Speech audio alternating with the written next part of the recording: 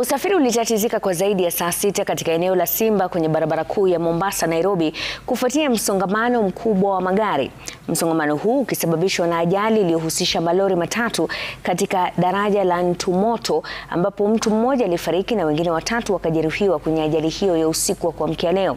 Kwa kutwa nzima, shughuli za kupunguza msongamano huu ziliendelea huku wakazi wakilazimika kutumia njia mbadala.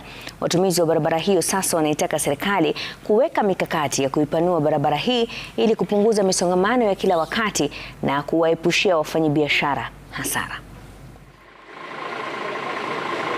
Mtoka Malaba jana nimeingia hapa saa 6 usiku mpaka sasa niko hapa. Serikali rais mambo na nyumba bro, mambo na nyumba, tutaka barabara. Mambo na nyumba bro, tukisitaki nyumba, tutaka barabara. Barabara bro ni ndogo hii rais. Serikali tufanyie mpango wa hii barabara, Bwana Ruto, tufanyie mpango wa hii barabara. So nilikuwa naomba serikali kama inaweza tufanyia mapendeleo ya kutengenezea barabara mbili ambapo moja ni ya kupanda na nyingine ni ya kushuka, ndiposa tuweze kuavoid kukaa kwa jam sana.